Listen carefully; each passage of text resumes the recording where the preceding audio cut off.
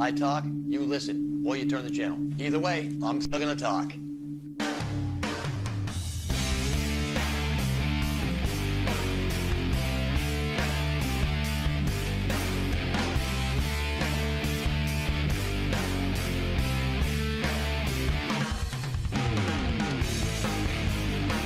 Now still talking.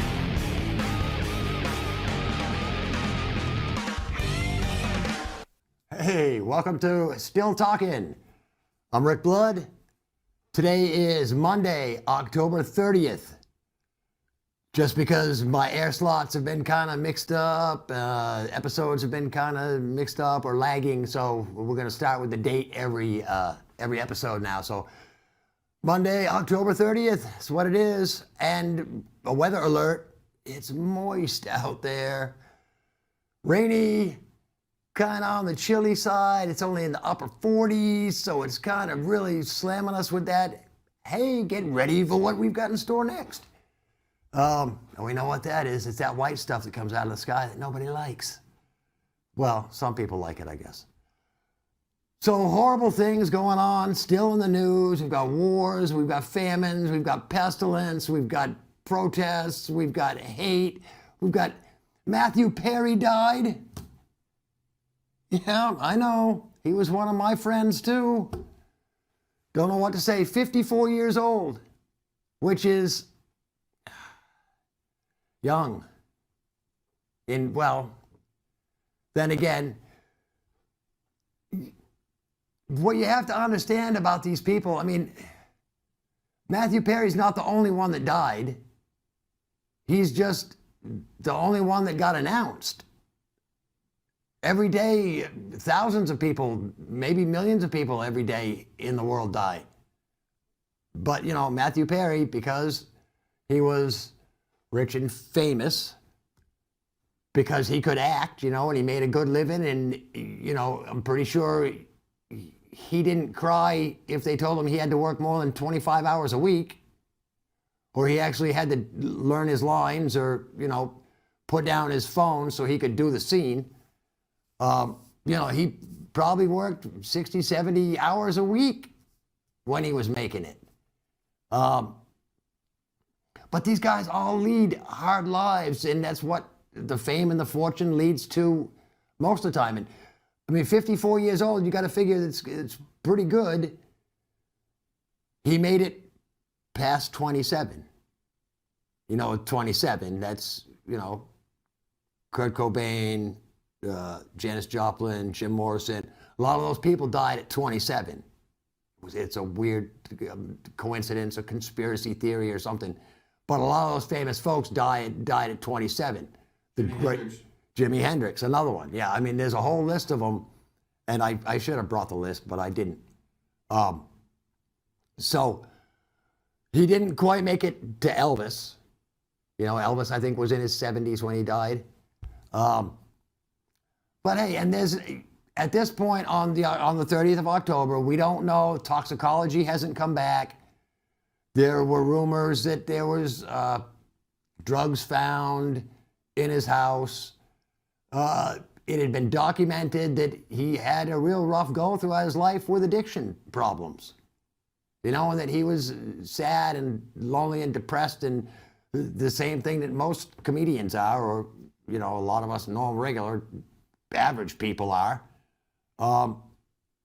And one of the things that struck me was he said he spent $9 million to get sober. You might as well drink because it's cheaper. You know, especially, and again, one of the things about addiction is you cannot change a person's addictive habits until they themselves are ready to change them. You can't feel bad about addicts and the fact that you can't help them. They have to make the conscious decision that they don't want to do that anymore. That's how I quit drinking. I was just like, look, I drink a lot, I get drunk a lot. I'm an ass when I get drunk. And my life wasn't going the way that I wanted it to go. So finally, after, DWIs and programs and this and that, as well as living with an alcoholic stepmother, none of that helped. None of that steered me towards the right path until it was, I made that decision just to do it. And, but it's a sad thing. Matthew Perry, man, he had a great career just on Friends, and then movies on top of that. And I can't remember if he ever did stand-up comedy, but, he worked his way. And the other thing I heard, he was up to like 54 Vicodins a day while he was filming Friends. And that's, unimaginable. But it's a sad thing. And there's all kinds, too many sad things in the world. There's still the war is going on still. It's probably go on for a long time. But it's bleeding over into the United States. And, I wish I could be funny about all this stuff, but it's not really a laughing matter. Because you've got, dare I say, uneducated people in college out protesting for Hamas and that Israel is the bad guy and death to Israel. And yeah, those are the things that they're chanting on college campuses these days. River to the sea, let Palestine be free, blah, blah, blah. It hurts to even say that kind of stuff because they're talking like Hitler and talking about wiping out the Jews.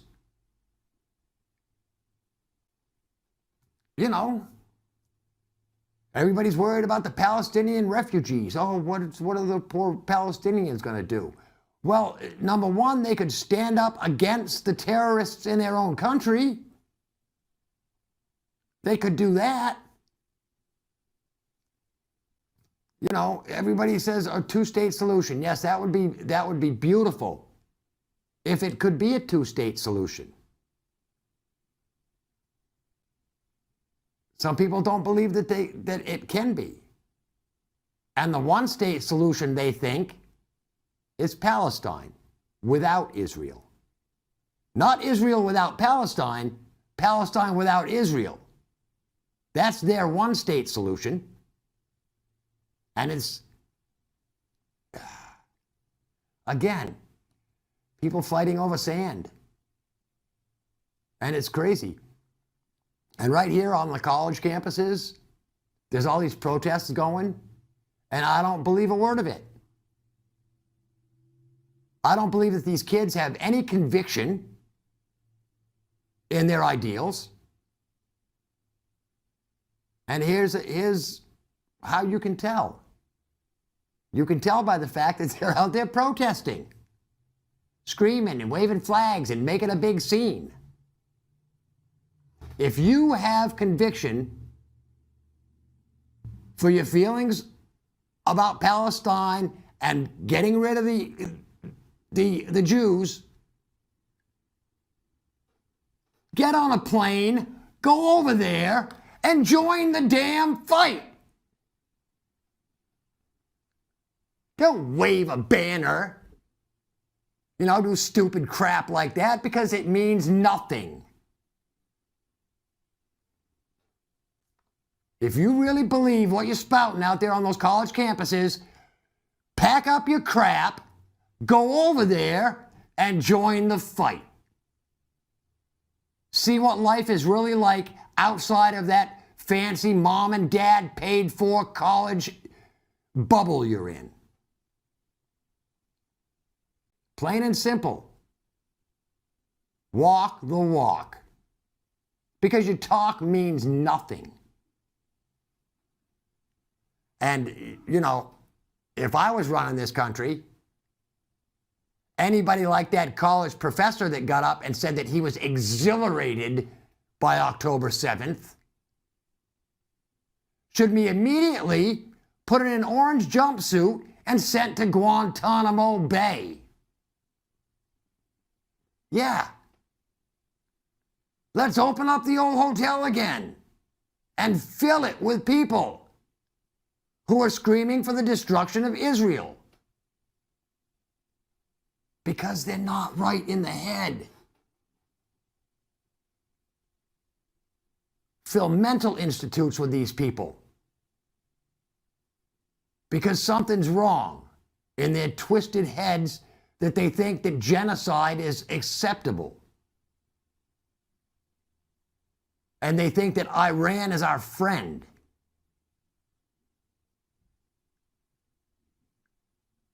Would you be friends with somebody that told you every day they want you dead?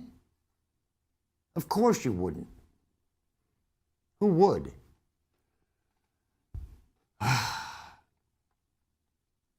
don't know what to say, because there's nothing to say. War is horrible. If you're going to get involved in war, if you're going to think about war, then you better be ready to think the most horrific things and the most evil things that you can think of. Because that's what war is. War is bloody. War is dead babies and people everywhere. Blood in the streets. Bombed out buildings. It's not civil society. And we're fighting for a civil society. It's all we want. And you know, guys like me who, while we need government for certain things, I don't think we need the government for half the things that it's doing. You know, stay out of my business. I'm an independent soul. I can, you know, basically figure things out for myself. I don't need you to tell me what to think or who to hate or any of that, but that's what the government does. The government will tell you who you can hate and who you can't hate. And they do it through the manipulation of speech. They do it through the manipulation of the media. And we just go along. Instead of standing up and saying, wait a minute, why should I hate that person? Or why should I hate those people?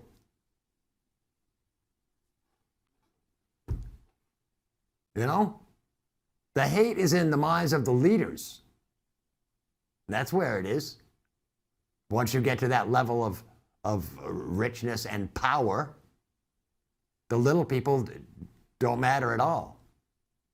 And I know this because I watch Undercover Boss, you know, and I've seen these CEOs, you know, the guy that sits in that top chair on top of the pyramid, that little pointy chair, you know, with the point that goes up his butt, and has no clue what the underlings do or the struggles that people are in day to day, you know, but still going to work and trying to eke out their little meager living.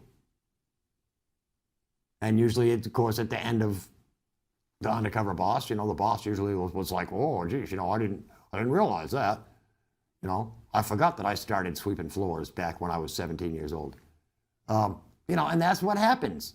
When you get up there in power, you tend to forget how you got there and where you came from. So it pays just to be a regular person. And, you know, I think I've done enough ranting for today. So let's just talk about how you can make your life, you know, a little better. Because your life is up to you. Again, we are individual souls. I've said it before, we have free will. We control our emotions. Our emotions don't control us. But a lot of us think the opposite.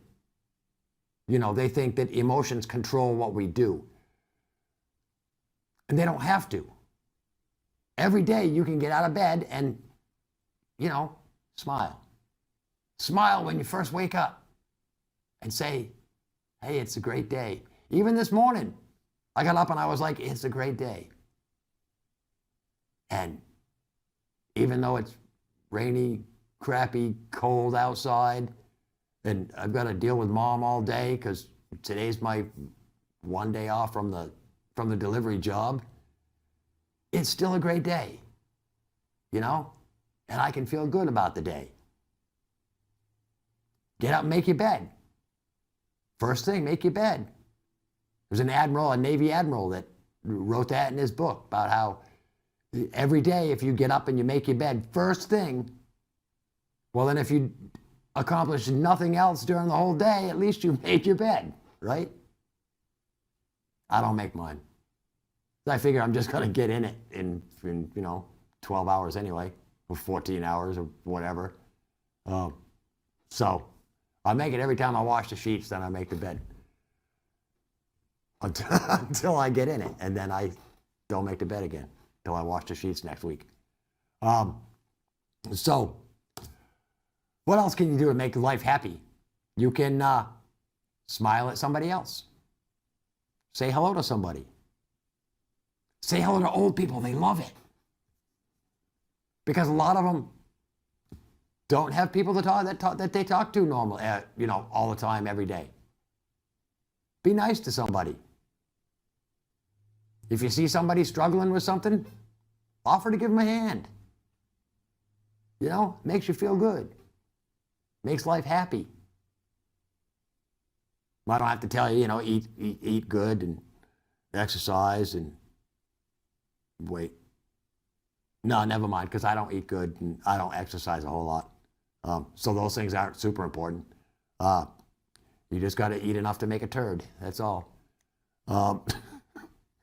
It's kind of everything will make a turd if you eat it. And that's basically our job. We eat stuff, it comes out the bottom end, and we just move on through life, aggravating people or not aggravating people. Again, it's your choice. You can walk around and be a mean old coot all you want. But it probably doesn't make you happy. It doesn't make other people happy. Walk around, be happy. Yeah, life is hard, but you get through it. And, you do the best you can. Even when it's hard. When it's hard, that's when you know what you're made of because you fight through it. And everybody is fighting through something. If you look at somebody who's extremely happy, deep down inside, they're probably extremely miserable. Yeah, that's the way it is. Any comedian, look at any comedian, and they'll say, they spend a lot of time depressed, they spend a lot of time lonely by themselves, they don't have a lot of friends, and they've become a comedian to offset that, to put on the happy face, to be somebody who they can't be in real life, And let me tell you, Matthew Perry wasn't Chandler Bing. Chandler Bing was just a character that Matthew Perry played. That's right. An actor's got to be, being an actor has got to be great in the aspect that, you spend a lot of your time as someone else. Yeah, kind of like Sybil. Only she didn't have a choice as to who else she was going to be.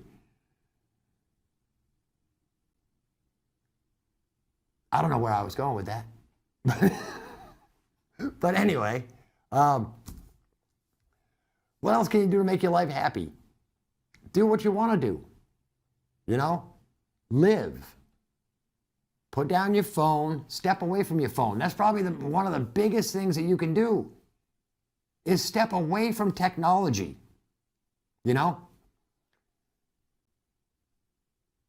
can't appreciate the earth unless you're out in it. You can't experience life unless you're living it. And let me tell you, this isn't living it. Life is active. Life isn't passive, sitting in front of your screen, moving only your thumbs and your fingers. You move your whole body, you get involved. You go out and do things. I don't care what you do, just go out and do something. You know? Make yourself happy. Try and make somebody else happy.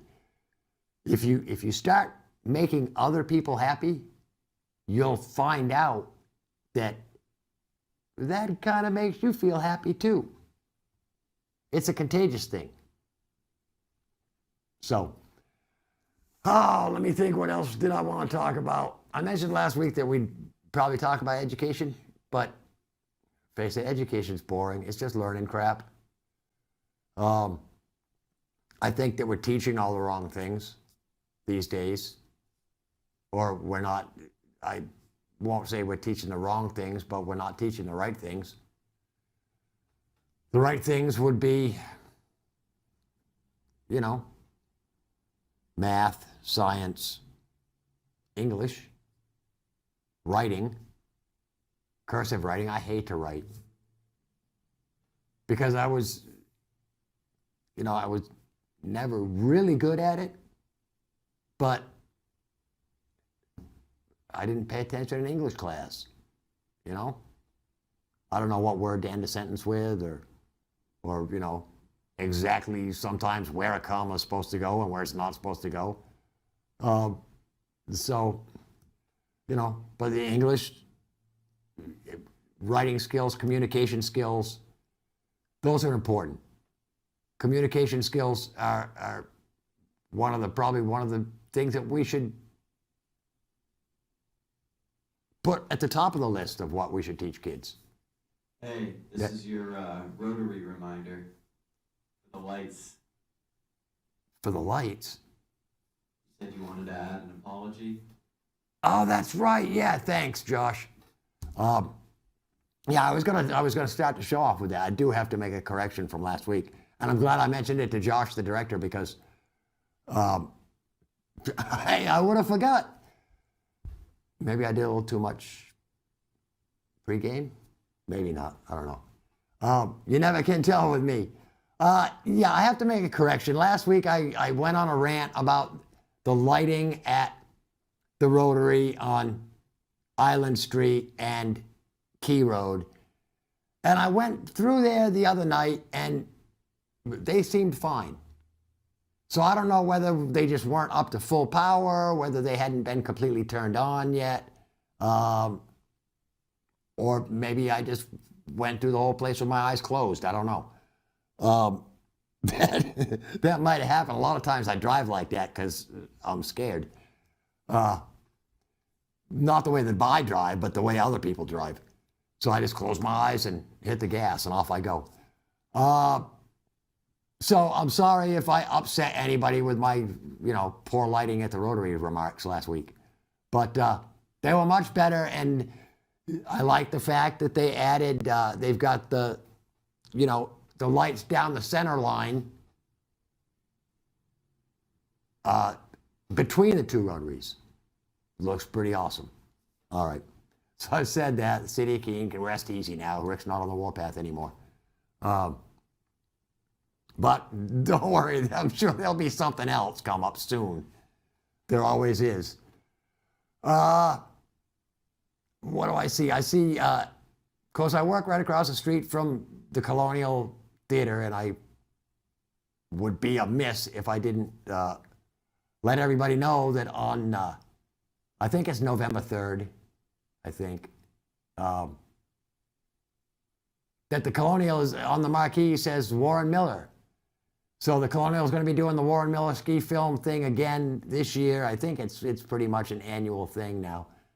And if you've never seen a Warren Miller ski film, go and see a Warren Miller ski film because they are beautifully produced. beautifully shot. The scenics are unbelievable. If he's still doing them, I know the older Warren Miller films have at least one section where it's narrated, a narrated section that gets, you know, funny stuff, whether they're crashes or falls, or my favorite was always the ski lift videos that were narrated, people trying to get on and off the ski lifts. And it's just funny stuff and just beautiful films. Warren Miller is one of the top outdoor folks that there is. I believe Warren Miller passed, and I think his son took over the whole shebang. And yeah, they're just great films, and especially if you love the outdoors, if you're an avid skier, this is one of those things that they show it in November because they want you to go and they want you to watch it and they want you to get all fired up about ski season coming up, you know. And, you know, if you're one of the people that don't like the snow, well, you can go and, you know, you can get all fired up about the anger that you're going to have when all the snow comes. Or you can just be happy. Again, be happy. So anyway, I thought I'd just mention that because I look at it every day. And it's just one of those things. So, what else have I got as we wind our time down? I can't think of anything other than, you know, if you watch on YouTube, hit that little subscribe button. I'm not sure if it's over there or over here or where it is. But somewhere down there, right underneath me, there's a button that says subscribe and like, a little thumbs up thing. So that's my clock. It says my time's up. So I want to thank Josh, Fact TV. If you watch on Facebook, click like, share it. Till next time, I'm Rick Blood, still talking. Peace.